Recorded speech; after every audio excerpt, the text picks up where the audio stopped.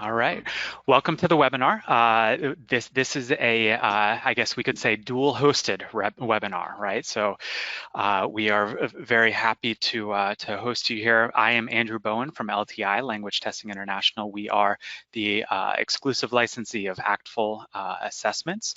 We are also joined by Meg Malone and Camelot Marshall from ACTFL. Would you both like to introduce yourselves real quickly?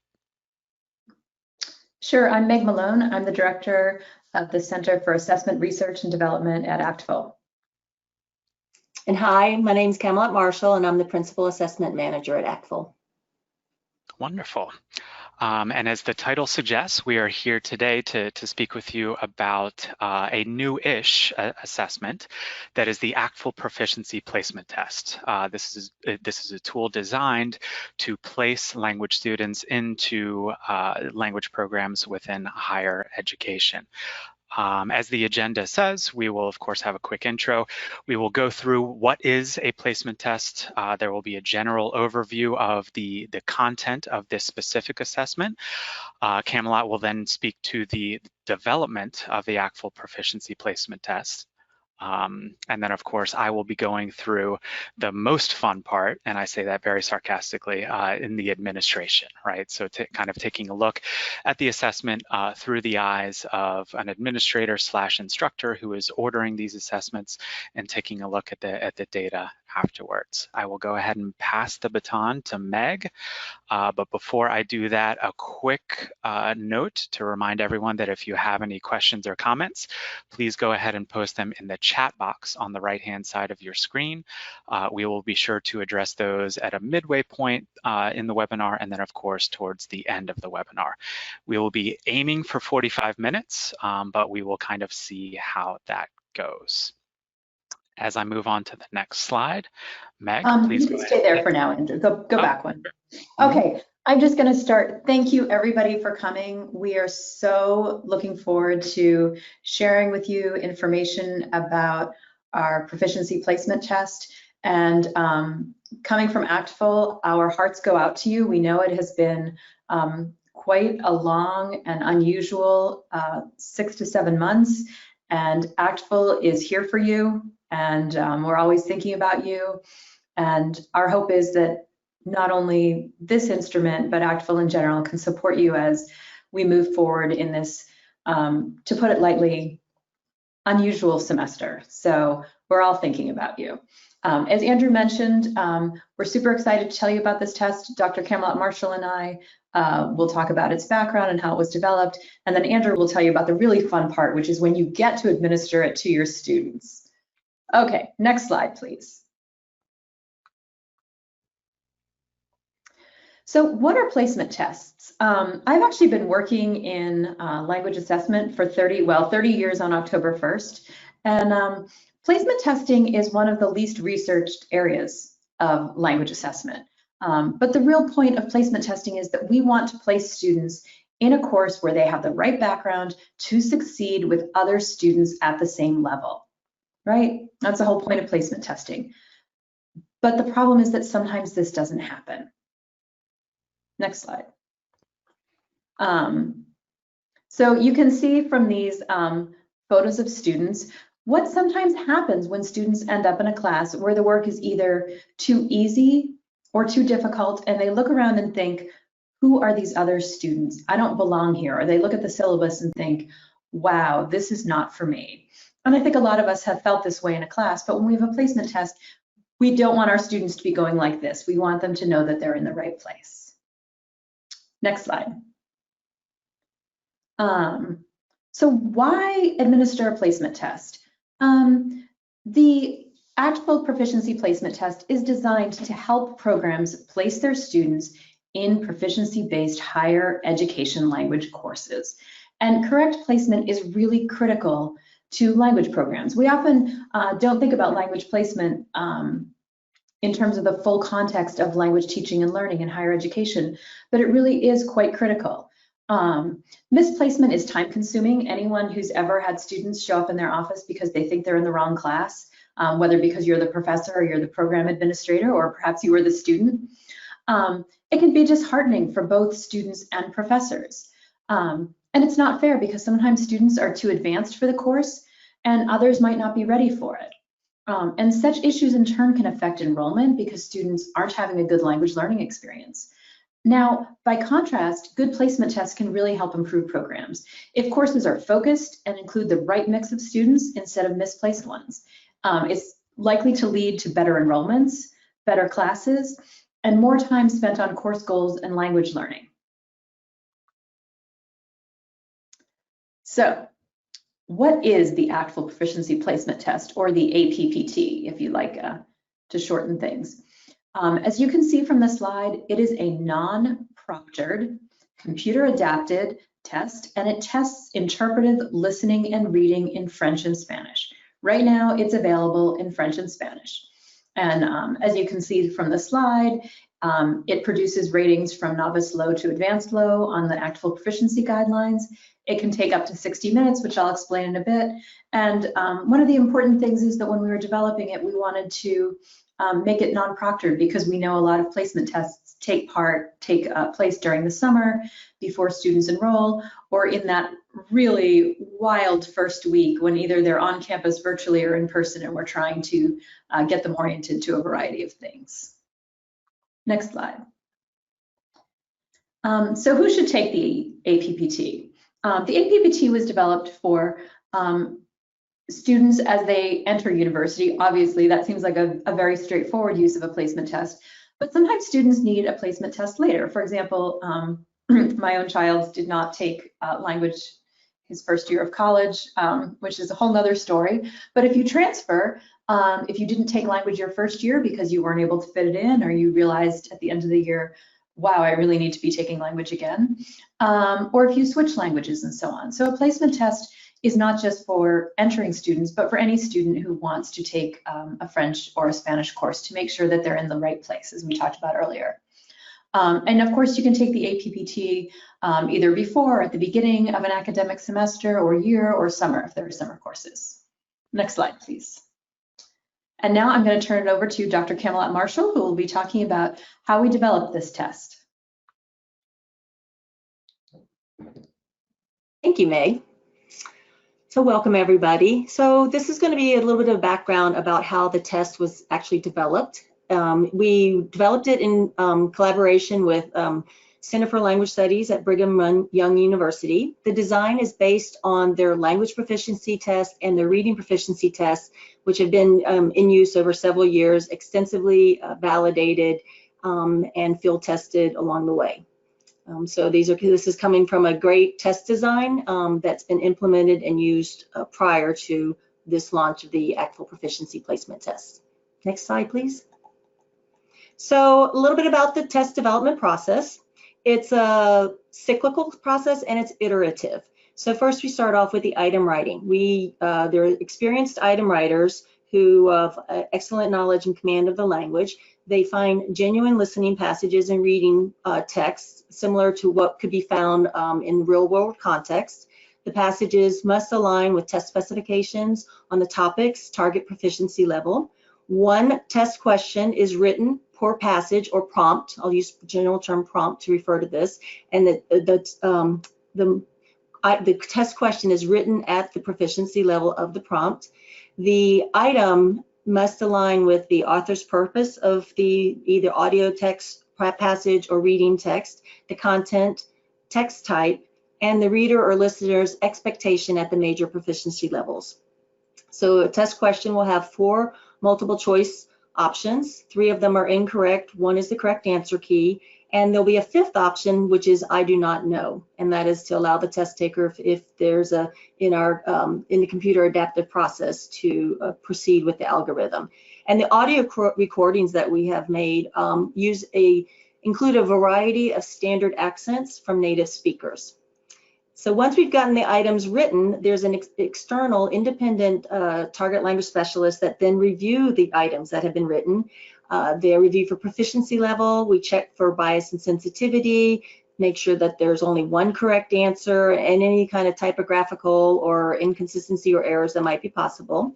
And so they're revised. Then the items have been field tested and piloted with a representative sample, a population representative sample population of students studying French and Spanish, and the items are then validated and calibrated for the computer adaptive model. And any item that does not meet the specifications is either revised or it's thrown out of the process altogether. And over the course of the test's use, the items will be reviewed, revised, and recalibrated or retired as necessary, and new items are going to be added to the item pool on a regular basis as needed. Okay, next. So to follow up with what Meg had said earlier also, there's the two sections, reading and interpretive reading and listening for French and Spanish. Each item includes a general audio passage. There's only one question per passage. The prompts target a variety of genres and topics, and they align again with the proficiency level. The multiple choice items are in English. And the purpose of the test is to produce ratings between novice low and advanced low. And when we talk about the test being computer adaptive, it means that the computer will present test questions and select them based on how that test taker's previous answer was, and until there's a ratable sample from which they can then derive a proficiency rating. Next slide, please. And so going back to our inverted proficiency, inverted cone for proficiency ratings, the APT is intended to measure how well a person spontaneously understands spoken and written language, regardless of where, when, or how language is learned. And so this is going to be really ideal for helping with placement, because as you know, you get students that come from multiple environments, multiple learning situations, and the proficiency side of this will allow you to measure and gauge where those language learners are as they come into your language programs. And so if we remember that for the novice level, novice learners can understand keywords, cognates, formulaic expressions and phrases, and they're highly contextualized. And when we move to the intermediate, the passages and prompts are going to be like shortened, simple sentence lengths, predictable, loosely connected on speech, texts that are familiar on everyday topics. And then when we get to the advanced levels, they can understand the main ideas, supporting details of paragraph length discourse. So when you get your ratings from the novice low to advanced low, you'll be able to understand the range of what it is that these learners coming into your language programs can do. Okay, that was a short. So Andrew, and I'm going to turn it over to LTI for their administration processes. Before we move on to that, I will go ahead and open up the floor to any questions for Meg and or Camelot. If you have any questions about the content or development of the ACTFL Proficiency Placement Test, please go ahead and type those questions or comments into the chat box over on the right-hand side of your screen. So far, I see one over there. It looks like it was sent directly to me, but if there are any others, we will go ahead and open up the floor to those. I will go ahead and pose them to Camelot and Meg, and we will go ahead and go through them that way. Looks like the first question has to do with those ratings. How exactly do the ratings look after the student takes the test? In other words, you know, what kind of, what is delivered to the students and or institution? Hey, do you want to do that one? You're muted. I think you're muted. So the test wasn't really developed for this purpose. I would say it's a placement test, and it may show some gain, but one of the issues, of course, would be that there may be a ceiling on this test because it only tests up to the advanced low level. So I think it's probably better to use this as a placement test. What do you think, Camelot? Yes, it's designed to be a placement test. And the ratings are not official ratings. Those we need another assessment for the official proficiency. And they're also not designed to, they're just for placement, not for credit also. And as far as the ratings go, of course, I will be going over this. I'll be showing screenshots of exactly how the data looks. But I think that this question about the ratings, it seems to me like, you know, is it kind of a numerical score or anything like that? Or how exactly do the ratings look? The ratings will be on the ACTFL proficiency scale. So you will get a rating that says this learner is at the intermediate low level, or this person's intermediate. So as in the inverted pyramid there, the ratings will range from novice low to advanced low. Great. Does ACTFL provide any recommendations as far as which sublevel equates to which, you know, program of study? to which course within a program study? So that's something that as a program you would want to explore. We can definitely, you can work with us, you could contract with us or LTI to decide how to set these cutoff scores. But remember, programs are very different, and we wouldn't make a general recommendation because there's so much variety in different kinds of programs. Our hope is that based on these data, we can, in a few years, maybe talk about how different programs are placing their students. But of course, a program in Virginia might be very different than a program in, I don't know, Maryland, Andrew.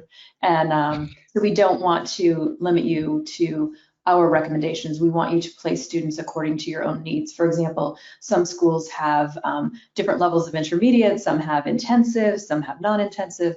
So you should really look at what's the proficiency level you need for your program and maybe think about developing some cutoff scores for that. Mm-hmm. Great. And Dr. Malone, you mentioned that the assessment can take 60 minutes. Could you expand on that? Are there other time frames, time restraints as far as how long the assessment can take? So it takes a maximum of 60 minutes, and then there's timing for each item so that you can't sit there for 60 minutes on one item. Why we think the 60 minutes works is because, again, it only goes up to the advanced low level. That's the highest rating you can receive. So you really want to make sure that you get a good idea of where the students are, but to not exhaust them by having them spend 3 hours conducting a placement test. Cam, did you have anything to add to that? Yes, thanks. It's also a result of the computer algorithm. So the programming will provide the questions at the level of the test taker, and then it will not, once it establishes the rating, it ends. So if a student is testing and say they might be intermediate low, it will start with the lower level items in the testlet, and then once the student, it reaches the where the student has a breakdown actually in understanding, then the test stops. So they're not going to be exposed to items that are far beyond their level, and it'll just be more efficient time expended that way. Yeah, that's a good point, Camelot. It's not just that it's more efficient, it's also that the student won't leave the test and think, oh my gosh, I can't do anything. They leave, we know what they can and can't do, but they're not tested so far beyond their level that they leave and think, I stink at Spanish or French. Okay, great. Looks like that's it for the questions for now. Again, we will go ahead and. I did see one question that came in, if I might. It was regarding whether this would be appropriate as a pre and post program assessment, and it really is only for a placement test. So we just wanted to make sure that is the design. So if you wanted to find you would need to find a different assessment. We have different assessments that you could use for pre and to monitor a language game over time. Okay, excuse me, Andrew, thank you. No, that's perfectly fine. And of course, we are looking at, receptive skills only, right? So there are plenty of programs, and of course, I will be citing one here in a few slides that will, place students according to their proficiency, looking at interpretive reading and listening, and then, end of program type scenario, testing for those productive skills, right? Great. Okay. Any more comments before we go ahead and move on to the administration and the data sorting for this assessment? Looks like we've got one more question that popped in. What kind of bias are you envisioning when reviewing writing terms?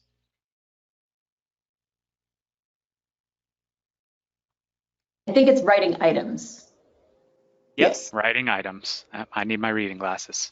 Oh boy, do we have a couple hours to talk about bias and item writing? Just to start, and Camelot, you pick up after I run out of steam here.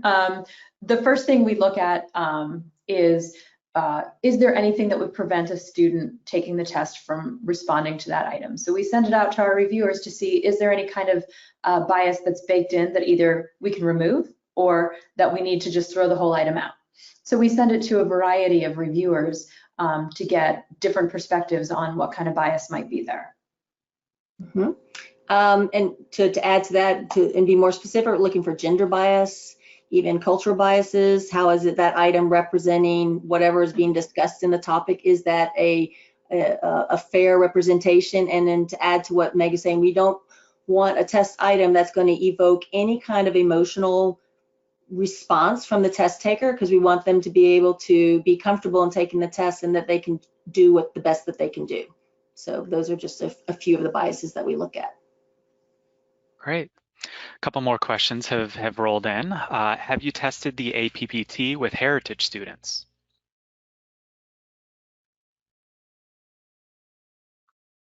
I believe it's the representative sample it's a cross sample, right, Meg, among students that were taking at the college level across the range from novice up to even superior level, and to be representative of the students who would be taking the placement test. Meg, is there anything else you need to add for that?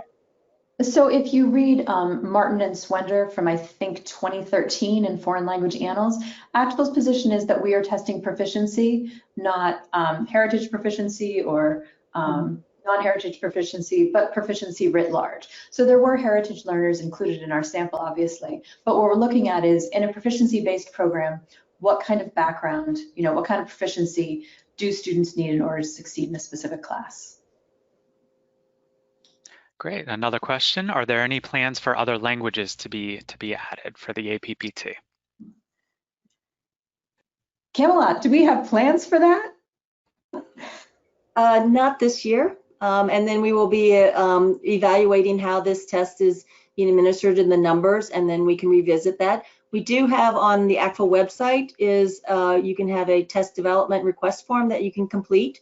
If there's a particular test, one of our tests that you would like, and then you fill it out. It's like, if I'd like the APPT in Chinese or something like that, then you can fill that out. And then we evaluate that every spring with our test development committee meeting, and then to see what we can develop in the next coming year. So. And if you look at the most recent MLA study, we picked the two most commonly taught languages in higher education for the placement test to at least support our instructors in those languages. And then I see, why only to advanced level? Oh, we could do a seminar on this, couldn't we, Camelot? I would say, in general, if a student places at the advanced level, you in a program would want to see where they would go from there. I don't imagine that most students who place at the advanced low level or who score the advanced low level would be placed in either intro or intermediate. Okay, but this I believe is relative to your program. Go ahead. This one, I believe, is going to be for Dr. Marshall. Can you talk a little bit about the algorithm behind the adaptive system? Well, the algorithm is proprietary, so I can't go into great detail, but it does provide a group of items in a test slit, and depending upon the number correct in that, it will move them to the next test slit, which could be at the next series of next level, or it could go back, keep it at the same level, or bring it back down a level. It's about as much detail as I could probably give you right now. Okay. Could you comment on the size of your test bank? Specifically, could you comment on the number of passages? Depending upon the level of test administration, a test taker could receive between 10 and 25 passages. But in terms of the item pool, we have a much larger bank of passages and text than the student sees, which is great because it allows the test item bank to live longer, to put it bluntly, because it won't have as much exposure because it's an adaptive test. Mm-hmm. Is there any section where students write or record an oral response? At this point, our placement test is just reading and listening. And so for other information, but it will give you an idea of where they are in those skills. So you can decide to add something onto it, or do your own kind of placement, or what have you. But it does provide a good background on reading and listening. Yeah, and I will go ahead and comment on that quickly, just talking about of course, the cost of the assessment. When we get into the productive skills, that's where, there has to be human involvement, right? So, whether it's a linguist doing the testing itself, or, rating those speaking and or writing samples, that's where the cost can go up a bit when it comes to proficiency testing. So in order to, make this proficiency assessment, which, of course, the priority priorities were, quick, easy to administer, and cost effective, because, so that it can be kind of a blanket assessment for, a large group of incoming students. That was a good way to kind of keep the costs down, which we will talk about a little bit later. This one, I'm very curious to hear your responses. How do you manage students who receive mixed or different ratings on the two skills? So I think that would be a programmatic decision. Looking at the priorities in your program, there are definitely students who are higher in listening than reading and vice versa. So you'd want to look at what kind of level does a student need. So I'll use the intermediate level. Let's say that a student receives an intermediate mid in listening and a novice high in reading. So you might look at your course demands and say, how likely is that student to be able to succeed in second year Spanish or French program. So this is when you want to set your own cut scores to decide what's the level they need to prosper, so to speak, in that class, and what kind of demands will be placed upon them. It's not unusual for a student to have a different profile and different skills. So that's when, as a program, you want to look at what your program goals are, and then determine what the results are that you need to place students. And then I've seen a lot of questions about writing and speaking. As Andrew mentioned, this is a placement tool just for listening and reading. And that's why it's frankly so inexpensive. Sorry to steal your thunder there, Andrew. But what we find too is that with placement, we want to reduce the time and cost in some areas. And that way, let's say that a student comes in and they have, an advanced high in reading and a novice high in listening. That's when you as a program might say, I'm going to talk to that student and figure out where they belong, right? So that you're putting your resources, you're being more strategic with your resources rather than having to give a huge load of tests to each student. To use this to sort them a little bit at the beginning. Let's see what else we have. Yeah. We have a comment that says having individuals manually review the responses sounds massively labor intensive. Please explain the process. Just to clarify there, when I spoke about that, it was with the productive. So for instance, the OPI, right? The ACTFL oral proficiency interview or the writing proficiency test. Those are the assessments where, every single speaking or writing sample is reviewed by at least one ACTFL certified linguist, right? In this case, where it is a receptive skills only assessment, it is not as labor intensive as those, which, as Dr. Malone mentioned, it does enable us to keep the cost down. And it also gives you quicker results so that you can look to see where do these students belong. And then I've actually exactly a year ago at this time, I was in a session on language placement, which is a big issue in testing. We just, I think a lot of us could spend more time on it in terms of research. But what you really want to do is focus your attention on where the real need is. So the purpose of a test like this is to figure out where do the majority of students belong. The test, places those students very well, and then to look at your other goals for the course and determine how you're going to determine how students are placed in different courses there. Great. So, if a student comes back novice low in both, I'm pretty sure they belong in intro. I'm just gonna put that out there. The next question serves as a wonderful segue into my section, which is, does the university get a license from ACTFL to order this placement test or order this placement tool for their incoming language students, or is this done on an individual basis? The short answer to that is you have the choice of either, and that is where I will go ahead and again, segue into the administration of this assessment, because the administration of ACTFL assessments is actually done by LTI. Again, I will open up the floor to questions and comments. It looks like a few others are rolling in, so we will go back to those once I've finished kind of showing what the administrative side of the assessment is all about. I believe we've discussed all 4 of these items, but just kind of a quick overview of the advantages to using a proficiency assessment such as this. Of course, it's efficient, as Dr. Malone mentioned. One of the several reasons why only receptive skills are tested is the quick delivery, right? So those scores are delivered immediately, and I, as the administrator on the institution side, am able to see those scores immediately. So a student took the assessment this morning, I'm able to see those scores immediately. I'm able to download those scores, and I'll show you exactly how that looks. Once again, the ratings do show up directly on the ACTFL proficiency scale, and they are between novice low and advanced low. Secure registration. So again, the administration, the account setup side of things is done by LTI. It is free to open up an account. It is free to maintain an account. The only cost you will ever see is a per test cost, and the per test cost does depend on how many students are being tested per year. I will show a chart after a few slides that shows the breakdown of those costs. To answer the question that we just received, it can be ordered on the institution side, so essentially bulk ordering that is then sent to students wherever they may be to go ahead and take the assessment that has already been sponsored and paid for by the institution. There is also an option for institutions to essentially become an ACTFL test site where they are able to, of course, we send instructions to the students. Students go to the LTI site. They indicate, I'm from ABC University.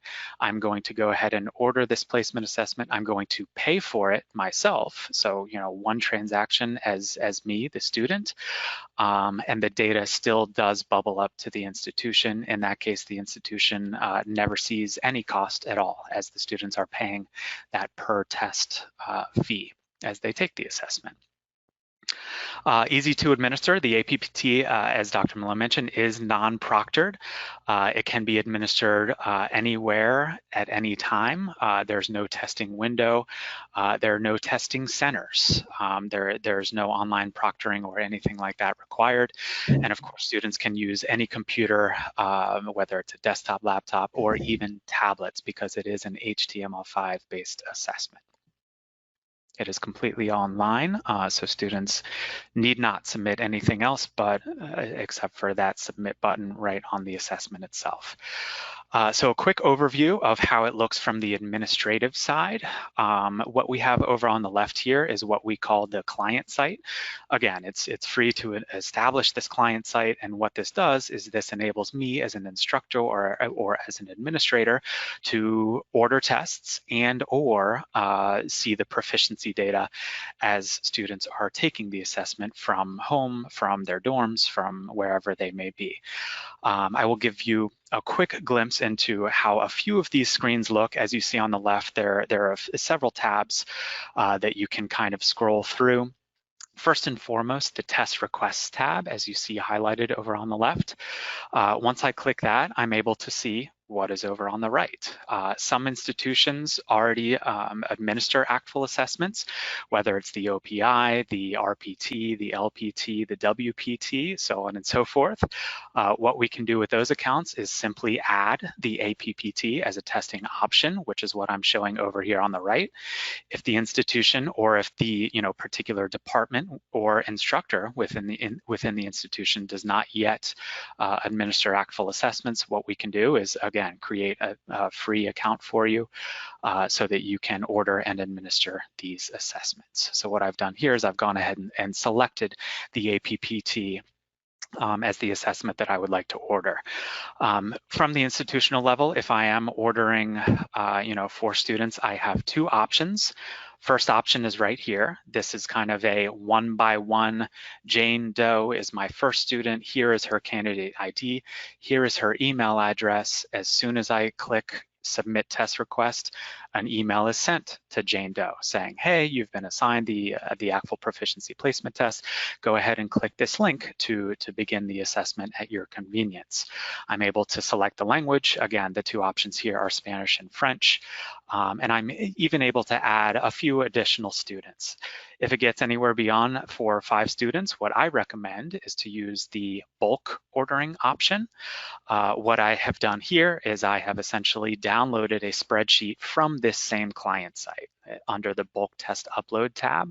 So what I'm able to do here, I've seen instructors, administrators, essentially copy and paste from the student management system, where we have all those first names, last names, email addresses, and student IDs, which we can use but don't have to use as those candidate IDs. Copy and paste, upload it to the same place where I downloaded it on the client site, and all of those assessments are ordered, and the links, of course, sent to those students, including Frida Kahlo there. So what happens after? Well, I should say as students take the assessment and after they have completed the assessment. Over on the left, we see, again, this is from that client site, the administrative portal. I'm able to see all, and of course, I don't see any actual student data here, but I will see as an administrator on an account, I will see first name, last name. I will see their student ID numbers. I will see the language in which they took the assessment. I will also see the scores, again, separated out, right? So for Jane Doe, there's going to be a listening proficiency score and a reading proficiency score. And of course, we have the scale there. IL, of course, intermediate low, IH, intermediate high, so on and so forth. And of course, that is all online. If I would like to further manipulate and or sort, chart, graph the data, what I can do is go ahead and hit the download data tab, and that shows me what I will go ahead and enlarge right here. That kind of full circle style downloads a spreadsheet. All right, so I'm able to see all of the students who have taken the assessment. I'm able to see all of their ratings. Again, I'm able to sort them based on when they took it, the language in which they took it, and of course I can sort by ratings. And once again, I can graph and or chart those ratings to really be able to analyze that proficiency data. What resources are available to me as an instructor, as an administrator? I will go ahead and take this opportunity to mention that with these accounts, I can add as many administrators as I would like, right? So it can be an account that I have opened up for, one particular class of 20 students. It can be a department-wide account. It can be a, you can have separate accounts for Spanish and French, however you would like to do it. Either way, I can have as many administrators on the account as I would like, and I can add, edit, delete those administrators at any time, right? So I can have 30 administrators who can order these assessments and or you see the proficiency data as it starts rolling through. All of those administrators also have access to all of these tools. I will go ahead and point out what is right there in the middle, which is the APPT demo suite. Highly recommend this, not only for instructors and administrators, but also to pass along to students. We oftentimes get, questions. What can I expect as a student to see on this assessment that I've been assigned? So they are able to go ahead and click through that demo suite, respond to a few prompts, and that way they're able to become familiar with the platform and maybe a little bit of the content, so that they can be ready for test day whenever they choose to do so. There's also the APPT familiarization guide, which you see the cover of it over on the left. This is a comprehensive, I believe it's 30 pages, more or less. It goes through every single detail of essentially what we've highlighted today on this webinar, along with screenshots, along with the proficiency guidelines, looking at each sub-level within the proficiency scale. So, as we begin to take a look at our programs and, dissect this proficiency data, at what proficiency level am I going to be placing students into Spanish 102 as opposed to Spanish 201, so on and so forth. And of course, all of these wonderful ACTFL resources that we have, the proficiency guidelines, the world readiness standards, as well as the can-do statements, which all of course contributed to the development of the content of this assessment. I would be remiss to speak of resources when it comes to really any ACTFL proficiency assessment, but specifically the ACTFL Proficiency Placement Test. If I did not mention the language educator that just came out. I believe it was last week. There is a wonderful article in there from the University of Rhode Island. Shout out to Leanne Spino-Cejas, who I believe is in attendance here. There's a wonderful article in there about the URI Proficiency Initiative. So while the information that Dr. Malone and Dr. Marshall have shared today is extremely useful, it's also interesting to see, this assessment and other ACTFL assessments through the eyes of a program that has been putting these assessments to use. This is a wonderful article that goes through not only the proficiency testing piece of a proficiency initiative, but also, as you see from that quick screenshot that I took there, faculty training, curricular revamping. They are seeing wonderful results there based on their proficiency initiative, and it's something that they are certainly very, very excited to share with everyone. As we see over on the right there, I'm gonna have to shift my screen a little bit so I can see it myself. Just a few advantages of this proficiency testing piece of their proficiency initiative. Testing gives graduates a competitive edge. It provides positive washback, as both Dr. Malone and Dr. Marshall have mentioned. What message are we sending to students as they enroll, as they show up to our programs? If they've seen a proficiency-based assessment, they can very well expect a proficiency-based program, right? Testing helps students and faculty track progress towards goals. Not only is this a wonderful placement tool, but it's also wonderful for benchmarking, right? So we have this kind of beginning proficiency data. Student came to us at the intermediate mid-level for interpretive listening, intermediate low interpretive reading, and then of course as they make their way through our programs, as they study abroad, as they do this, as they do that, we're able to administer other proficiency assessments that can really show not only where they started, but how far they have come based on our wonderful program. And of course, testing also improves language instruction as well as, of course, advising. I highly recommend taking a look at this month's language educator, but specifically this article. We also did a webinar with the folks over at URI. It is available on our YouTube channel. That's the Language Testing International YouTube channel. There's also a link to it here, which obviously you can't click on right now, but we will be sharing this entire presentation with everybody in attendance so that you can go ahead and click that link and see that 1-hour webinar about their specific program at URI. Last but certainly not least, the pricing. As I mentioned previously, the per test price does depend on how many tests are administered at the institution on a yearly basis.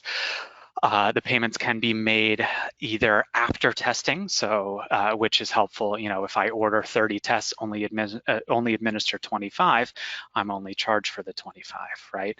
On the other hand, I can do prepayments, right? So if I would like to go ahead and process a purchase order and say I'm going to go ahead and order 500 right now, then I will essentially have 500 credits on my account, right? So that I can kind of chip away at throughout the year.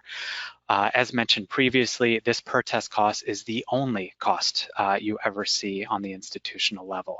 The per test cost includes account setup, account maintenance, test ordering portal, both ACTFL proficiency ratings per student, so on and so forth. Also, as mentioned previously, institutions can set up what we call an academic individual account, where the institution becomes a test site and students can order and pay for their own assessments. And as they order the assessments, they are essentially connecting themselves to your institution, and you still have that administrative portal where you're able to see the proficiency data, and of course that comes again at no cost to the institution. I will go ahead and move on to our big thank you slide here. Looks like we have quite a few questions. As I read through those, Dr. Malone, Dr. Marshall, have you seen any on there that have stuck out to you that you'd like to go ahead and address? One of the first questions, why are the questions in English? Camelot, you go ahead and jump in. That's one of those great issues in testing that kind of emerges every 20 years or so. One of the reasons for the questions being in English is to make sure that we're really testing their reading or listening ability and not their ability to know what they're supposed to be doing. So that if if the questions are in Spanish and the text is in Spanish, we don't know if the student gets the item wrong because they didn't understand the question or because they didn't understand the text. If you look at some research that was conducted, for example, a salient, one of the first articles by Jim Lee back in 1986, if you look at Kenyon and Malabonga from 2001, and more recently Cox and some others, this is something that comes up quite frequently. And for something like placement, you want to make sure that you're really testing listening and reading and not their ability to understand the question. Heritage speakers, again, it's a proficiency test, so it's a good way to find out, do your learners, regardless of whether they're heritage or not, have the listening and reading ability needed to succeed in a specific class. Cam, did you have anything to add to that? No, you got it all. Thank you. And we can't compare our test to any other on the market. I can just say that ACTFL stands behind it. ACTFL worked on the development. Yeah, and I will go ahead and chip in there. And you know, to me, the most important piece there is the proficiency focus of this assessment, as well as all ACTFL assessments. And I will go ahead and leave it there. Oh, Andrew, this is a question for you. In addition to reading and listening proficiency from the APPT, do you have any suggestions on evaluations of oral and writing proficiency? I knew I should have created a slide on that. Yeah, I will of course be reaching out to everyone here in attendance, but of course the individual who asked this question. ACTFL does have a wide array of proficiency assessments that are offered. These are offered either in person / on campus or remotely. Of course, we do have a remote proctoring solution that allows us to to maintain the validity, the reliability, the academic integrity of the assessments. So students, can be monitored as they complete the assessments. As far as oral proficiency goes, there is the OPI, the tried and true oral proficiency interview. There is also the OPI-C, which is a computerized version of that. As far as writing goes, there's the writing proficiency test. And then of course, reading and listening, there are reading and listening proficiency tests as well. These are all completely online, except for the OPI, the oral proficiency interview, is a telephonic assessment with a live ACTFL certified tester. These certified assessments for productive skills are actually double rated, right? So that speaking sample or writing sample is sent to not one, but two ACTFL certified raters for analysis and for delivery of that rating on the ACTFL proficiency scale. I should mention that those are two blind raters, so of course not in contact with each other, right? I believe this question we already addressed, but we can go ahead and pose it again. Does each question have a time limit for response? Yes, they do. They're proportional to the target proficiency level that they are asking the task is targeting. And if the time runs out, then the I do not know response is automatically filled in and the test takers move forward in the process. Great. Another question here. So of course, we do have the demo suite for this particular assessment, the APPT, the ACTFL Proficiency Placement Test. Is there also a demo suite for the OPI? Because the OPI is a telephonic assessment, there is not a demo suite for that. There are, however, some wonderful resources on both the LTI website as well as the ACTFL website that give us a nice glimpse, as well as an examinee handbook similar to the one that we see for the APPT, that gives us a glimpse into, what is an example of a question that I might be asked as I'm making my way through this oral proficiency interview. So that, in addition to the proficiency guidelines, the can-do statements, I, as a student or as an instructor administrator, can get a pretty good idea as far as what kind of experience I'm going to have during that oral proficiency interview. The OPI-C, the computerized version of the OPI, does have a demo suite available where I can see the avatar that is going to go ahead and perform that interview. I can make my way through a few sample questions so that I can get familiar once again with the platform, as well as just a tiny snippet of the content. All right. What is washback? Is it another word for feedback? Did you write that, Andrew? I did not. I love it. Basically, the influence of a test on teaching and learning. So A good example is if you're doing proficiency-based assessment, it should have a positive washback onto your curriculum because your students understand that you're looking at their language holistically and not simply having them diagram sentences. Oh, I'm showing my age here, aren't I, Camelot? Washback is really critical in language assessment because it really shows students what we value in language teaching. And if there's positive washback between assessment and teaching, if assessment reflects our values in teaching, then it has a good influence on teaching and learning. Mm-hmm. Anything to add, Dr. Marshall? Nope, I think she did a great job. Great. In the interest of time, we'll limit ourselves to just a few more questions. Unfortunately, as much as I would love to go on for several more hours with this, we will go ahead and respect other people's schedules. Let's see. So academic dishonesty. Do you have any suggestions as far as issues with academic dishonesty go? Well, although the test is non-proctored, there is an honesty pledge that students sign when they enter into the testing environment online. And then over time, we do also review the results of the analyses of the items and statistics, and that you can also probably see based on the students' results of where they are placing, and then they actually will be performing in your language classes. It's something that cannot be hidden very easily. So we have that mechanism in place. And cheating on a placement test is a really, really bad idea, to put it mildly. Because, you know, we always tell our students, cheating only hurts yourself. Cheating on a placement test really hurts yourself. I think emphasizing to students the purposes of efficiency of a placement test to get you into the class where you're most likely to succeed is really critical. If you have an honor code at your school, this is a good time to bring it out before students arrive on campus, or if they're taking it later in their career, to remind them of it. Dr. Marshall mentioned the honesty pledge that we require students to read and sign.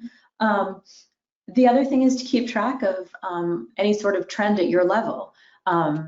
Last week, I suggested to somebody that cheating on a proficiency test is like cheating on a pregnancy test. It doesn't make a difference in the outcome of what's going on with your proficiency. It just makes a difference in the decisions you make in the short term. So I really think it's important, if you're concerned about academic honesty, explaining the purposes of the placement test to students and how it can help them, and how not showing your true ability really is going to hurt them. One of the reasons for the placement test is we know you spend a lot of time on placement. I'm in my third week of classes. I teach at Georgetown. I teach linguistics right now, and I know the first few weeks are wild. Our goal is to let you focus on the outliers, right? There will always be outliers, no matter what you use to place students, so that you have the time and energy to focus on those students who have an uneven profile, who come in and say, I know I got a novice high, but I really want to take Spanish 202, all of those kinds of things. And for the student who shows up the first week, maybe they took the test in June, pre-pandemic, maybe they went to a Spanish-speaking country for the summer and they say, I want to move up, or they get to class and the professor says, you don't belong in this class. So really the idea is to give you the time and energy to focus on the outliers rather than the whole. Great. And it is online. Somebody asked earlier, it's all online. We've been working on this long before the pandemic. In the pilot test, I'll go ahead and take this one. In the pilot test, do participants get the similar level results for the APPT as they do with other proficiency tests? I think you're referring to the demo test for the APPT. There are no results for the demo. The demo is there so that students and/or instructors, administrators can take a look at the platform. They can have a very small sample of how that content is going to look, the functionality of the assessment. It's really to give an idea, to students, administrators, as far as what students will see when they're taking the actual assessment. There are no ratings for that. The ratings are delivered when students take the actual assessment, whether it's through an institutional account or whether it's on their own through an academic individual account. Okay. Um, Can any I just, other? Yeah, can go I, ahead. I really feel this question about students not, students being placed in classes where they want, an easy grade, where they're more proficient than perhaps the class allows. I think this placement test could help you sort through those students. I think it's also a way of showing them that you're trying to put them in the right class. And also to keep an eye on it and to figure out how you can sort students better in the future using data from this test and other points of data. You know, I was that student who wanted to be placed in the higher level of Spanish because I wanted to be challenged, I wanted to read more, and I wanted to talk more to people. And so, I was an outlier. Perhaps I still am an outlier in some ways. But the whole idea is to encourage students to take a class that's really going to get at their true proficiency. And also to make sure that you're getting at both their reading and listening skills. Some students do have an unbalanced profile, and you want to make sure that you're not putting a student in a class that's geared just for their reading level and they're going to be miserable because they can't understand a word people are saying. Integration into course registration. Andrew, could we integrate this into course registration? Wow. That does sound very nice. LTI most certainly does do integrations, but with anything else, there is a cost to that. So that is something that we have certainly done with ACTFL's K through 12 assessment, which is called the APPL, the AAPPL. I don't see why we wouldn't consider something like that for an assessment like this with higher education programs. Has it been done yet? No, but by all means, reach out to me. We will be more than happy to explore all the possibilities there to make everybody's lives easier, to kind of automate the process of assigning this proficiency assessment and accessing the proficiency data.